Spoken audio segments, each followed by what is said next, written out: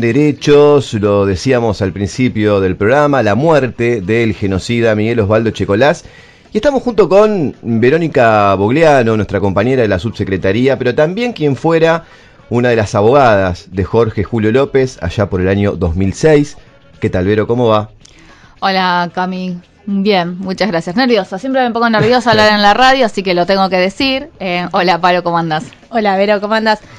Bueno, como decía Cami, compañera de la subsecretaría, compañera que está a cargo de la dirección de querellas en juicios por crímenes de lesa humanidad, tienen una responsabilidad institucional y en su momento también había sido abogada de Jorge Julio López. En este juicio del que hablábamos, en el que fue condenado por primera vez Miguel Osvaldo Echecolás, y que fue justo la desaparición de Jorge Julio López. Sí, bueno, si quieren retomando desde ese día, bueno, desde ese primer año, en el año 2006, cuando comenzó el primer juicio por lesa humanidad en el país, luego de la nulidad de las leyes de obediencia debida y punto final, fue un hecho histórico. Se juzgaron muchos casos de los cuales era responsable directo Echecolás.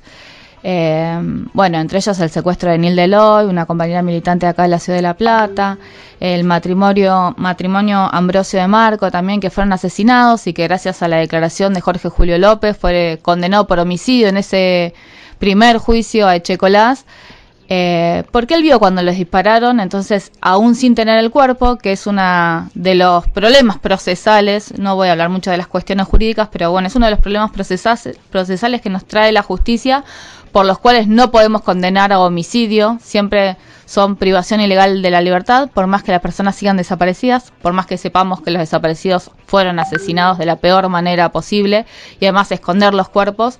Bueno, en ese primer juicio se los pudo condenar por homicidio por el testimonio de Jorge Julio López y fue condenado a prisión perpetua. Desde ese momento, cuando comenzó el juicio, estaba en libertad. Y por una causa anterior que tenía que ver con apropiación de menores, se hizo un allanamiento en la morada y se encontró que tenía armas reglamentarias dentro de su domicilio y a partir de ese momento comenzó a estar detenido Jorge Julio López por pedido del abogado de la querella de Chicha Mariani, que también era uno de los casos que se juzgaba en esa causa. Sí, Echecolás, Vero, no sé, seguramente coincidís con esto, ¿no? Pero uno de los represores de la dictadura que siguió actuando a su manera durante la democracia hasta el último de sus días, de forma pública, reivindicando lo que fue el terrorismo de Estado, pero sobre todo también revictimizando, molestando a los familiares que iban a declarar. Yo recuerdo en el año 2014 que tuvimos la posibilidad de declarar en un juicio en La Cacha. Este señor estaba en el banquillo de los acusados y se acercaba a los familiares, a las víctimas que declaraban. El famoso papelito Julio López es un instigador hasta el último día de su muerte, ¿no? Sí, totalmente. No solamente en los juicios, cuando ya uno piensa que por ahí ya no le queda más daño que hacer, sino que siguió generando daño. Bueno, en el juicio, en el año 2012, cuando el juicio era sobre todo los hechos ocurridos en la calle 30, que Chicha esperó durante todo el juicio que dijera algo de dónde está su nieta para recuperar a su nieta. Aclaran ahí, nunca dijo nada y todas las veces que habló fue para generar más daño a las víctimas. Lo mismo que vos decís en el juicio de La Cacha, tratando de generar amenazas o daños, que por suerte un fotógrafo desde arriba pudo tomar esa foto, o los cartelitos también que tenía, ¿no? de Julio López desaparecido. Sí, todo el tiempo, cada vez que pudo, cada vez que tuvo la posibilidad de hablar, porque es un derecho, porque desde los organismos de derechos humanos, desde los militantes de derechos humanos, siempre se le garantizaron todos los derechos a los imputados. De hecho, murió en una clínica que hoy le iban a poner un marcapaso, y murió en una clínica privada, pero murió condenado a cárcel común, perpetua y efectiva, y seguía en cárcel, por más que hacía poco había habido un rumor muy grande de que se le había declarado la domiciliaria en una sola de las causas, pero como corresponde, sobre todo porque si no se juzgan estos hechos que son tan aberrantes, tan terribles, que tienen que ver incluso con la condición humana, ¿no? Que por eso los estamos jugando ahora, ¿no? Porque tienen que ver con cuestiones humanas. Si no se los condena, no se les da una condena ejemplar, que además es un reclamo de la Corte Interamericana de Derechos Humanos, ¿no? Que los delitos de lesa humanidad deben ser sancionados como corresponden. genera más impunidad, y el pueblo argentino, todos nosotros, todos los organismos, siempre buscamos que se condene efectivamente, buscar que no haya más impunidad, no solamente por esos crímenes, sino porque también si esos crímenes que son tan aberrantes no fueron juzgados, no fueron condenados con una condena necesaria, justa y que se cumpla efectivamente, después, ¿qué queda para los demás delincuentes? Los delincuentes que también conocemos ahora, que durante los últimos cuatro años de macrismo hicieron un montón de negociados. ¿Cómo vamos a pensar que esos mismos también los vamos a jugar? Entonces es necesario poder tener estas condenas de estos que también no solamente generaron tortura, muerte y desaparición de personas con lo que conlleva, sino que lo utilizaron para implementar un plan económico, que es el mismo que sostuvo el macrismo, que es el mismo de la década de los 90. Y recordando las décadas de los 90, Echecolás también fue una persona pública que iba a los programas de Grondona, por ejemplo, también alardeando sobre su convencimiento ideológico, político, de que estos crímenes aberrantes estaban justificados, ¿no? Sí, está el recuerdo acá en el diario Página 12, el día que Echecolás se cruzó con Alfredo Bravo en la pantalla de televisión, ¿no? Año 94, 95, con Mariano Grondona, bueno, avalando públicamente y en televisor ante millones de personas la teoría de los dos demonios, ¿no? Bueno, el mundo de la política, por supuesto que ahora lo está despidiendo, repudiándolo completamente, pero quizás en algún obituario de algún diario a nivel nacional, alguien lo está reivindicando, lamentablemente, ¿no?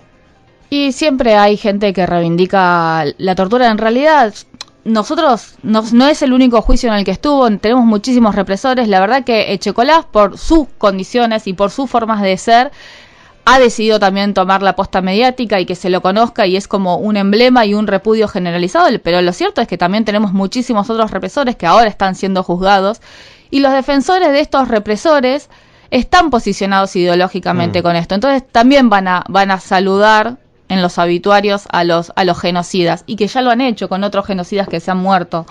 Y además no solamente los defienden técnicamente, que por ahí se puede llegar a entender, porque todas las personas tienen que tener un defensor, lo dice la ley. Los defienden ideológicamente, planteando permanentemente la teoría de los dos demonios en los alegatos, sin ejercer una defensa concreta y material de realmente los hechos por los que se los acusa, y tratando de generar responsabilidades en las víctimas que no la tenían en realidad. Si bien había conflictos, había demandas, había compañeros revolucionarios, y reivindico todas las cuestiones revolucionarias que se trabajaban en esos momentos, que todos los compañeros, ¿por qué estuvieron desaparecidos? Fueron porque querían cambiar al país. Eso no quiere decir que haya habido una guerra o una teoría de los dos demonios como se plantea en su momento, porque el poder lo tenía el Estado, y ahí está la diferencia, ¿no? El poder del Estado, todas las fuerzas de seguridad, todas las fuerzas armadas, todas las fuerzas y todos los recursos económicos del Estado para poder llevar adelante el genocidio en la forma que lo llevaron, y como decíamos, el plan económico. Y en ese sentido, Vero, estamos hablando de un genocida que tiene múltiples condenas, decíamos repudiado, que siguió actuando durante la democracia. ¿Podemos volver un poquito de cuál era su responsabilidad durante la última dictadura? La responsabilidad de Echecolás, una persona conocida, cuyo nombre circula, y como decís vos, también circulaba por los medios de comunicación, pero bueno, ¿cuál era su responsabilidad durante la última dictadura? Bueno, Echecolás era policía, no era personal del ejército, era el director de investigaciones de la policía de la provincia de Buenos Aires. ¿Qué quiere decir que era director de investigaciones? Es que formaba parte de lo que tiene que ver con una pata fundamental de lo que fue el genocidio, es investigar y hacer inteligencia sobre las personas a secuestrar. Era el director de inteligencia y era el director de la policía, que trabajaban en conjunto con las demás fuerzas de seguridad e inteligencia, que eran los que marcaban los blancos, le decían ellos, ¿no? A secuestrar a las personas, a secuestrar, a torturar y a sacar más información. Ese era el rol fundamental. Por eso muchas veces estaba en los operativos, por eso muchas veces lo recuerdan en los interrogatorios y en la toma de decisiones de un montón de torturas, de secuestros, de asesinatos, de muertes y de desaparición de personas. Ese fue un rol central y fundamental para poder propagar la cantidad de desapariciones no solamente que tuvimos en la región, sino en toda la provincia de Buenos Aires. Era también una mano derecha de Camps, que era el jefe de la policía de ese momento. Y en ese sentido, ¿qué significó esa primera condena en el año 2006? En ese contexto, en el que por un lado se habían derogado las leyes de la impunidad, pero bueno, por otro lado también sucedía la segunda desaparición de Jorge Julio López. Bueno, en ese momento fue tremendo, ¿no? Como abogada, como militante de ese momento y saber que habían secuestrado a López y la movilización que generó en muchísimos compañeros, ¿no? La angustia, el temor y también la necesidad de seguir exigiendo justicia para que no se genere impunidad, porque era un hecho histórico, era el día de los alegatos, el día que lo secuestran a López. Y no podíamos alegar porque nosotros, los abogados y las abogadas, habíamos tomado la decisión de que éramos acompañantes técnicos de las decisiones de seguir adelante, ¿no? De los organismos de derechos humanos, o de decisiones políticas también, y de buscar las herramientas jurídicas para poderlas hacer efectiva, como por ejemplo en ese primer juicio pedimos que se lo condene por genocidio y se reconoció en el marco del genocidio todos los hechos aberrantes ocurridos. Siempre se habló de genocidio en la Argentina, pero era la primera vez que teníamos una sentencia jurídica que también lo reconozca, ¿no? Pudimos alegar finalmente y tuvimos esa condena. Me acuerdo que esa noche que se leyeron los fundamentos de la condena, teníamos una especie de alegría por tener una primera sentencia tan importante, ¿no? Como la que estaba ocurriendo, y por el otro lado la angustia porque López no lo estaba pudiendo ver, porque era uno de los reclamos de él, que el día que él declaró tampoco estaba Echecolás, que lo quería ver a la cara. Y después todo lo que sucedió, ¿no? Todas las denuncias que tuvimos que hacer. Y también una de las cosas que por ahí yo quería retomar, que es el último juicio que tuvimos, que es el conocido como Garachico, pero también el otro imputado era Echecolás, tiene que ver con todas esas denuncias que hizo López en ese juicio. Si bien López había declarado en los juicios por la verdad, en este juicio fue mucho más extenso y denunció otras víctimas, y por esas otras víctimas fue el último juicio que tuvo condena en diciembre del año pasado. La semana pasada se cumplió 16 años de esa declaración de López. Estuvimos el miércoles junto con su hijo Rubén López ahí en Los Hornos, en un acto muy emotivo, en donde pusieron un busto de Jorge Julio López. Y se trajo al presente lo que fue la figura y el testimonio importante en aquel momento. Estamos hablando del año 2006, cuando se abría nuevamente un camino de memoria, verdad y justicia. Y me quedó patente, ¿no? Cuando vos decís López ya secuestrado, López que da en ese juicio sus últimas palabras, y esa amenaza al tribunal, a Rosansky que era juez, y a la sociedad en su conjunto, ¿no? No es ustedes quienes me condenan, sino ustedes están condenando. Y con esas palabras, avalar lo que fue ese secuestro también, ¿no? No dijo, no, son ustedes los que están condenando a un pobre viejo y solo, dijo Echecolás. Sí. O sea, no lo aclaró, pero todos entendimos que se estaba refiriendo a López y todos sabíamos que la implicancia o cómo todavía seguía estructurada de alguna manera el aparato represivo que podían generar estos golpes tan fuertes, ¿no? Que sorprendió a muchísimas personas, no solamente a nosotros que estábamos ahí en el juicio. A partir de ahí se empezaron a utilizar, a convocar a los equipos de acompañamiento de testigos y a hacer todo un trabajo que es muy interesante y muy necesario para las declaraciones de la mejor manera posible. Sino sorprendió a toda la sociedad. De ahí se empezaron a hacer investigaciones. La verdad que la investigación de la desaparición de López, la segunda desaparición, nunca tuvo una buena línea, pero sí se pudieron averiguar cuántos policías todavía seguían en actividad, que habían ingresado durante la dictadura y además que trabajaron en centros clandestinos de detención. Una cantidad exorbitante. Y en línea con esto que decís, Vero, y que venías diciendo, son delitos que también se siguen cometiendo, delitos de lesa humanidad. Hablamos también de la impunidad biológica.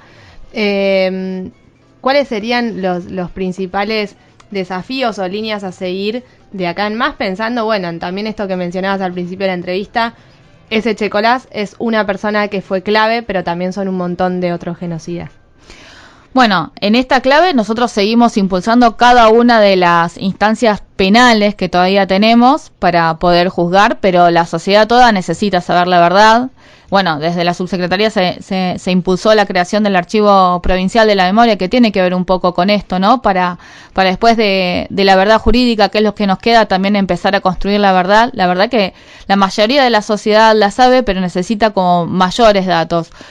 Digo que la sabe y que la ha tomado y que ha tomado estas banderas porque por eso tuvimos esa plaza del 2x1 cuando a un represor, que no era conocido por nadie, muy ña, le dieron ese beneficio.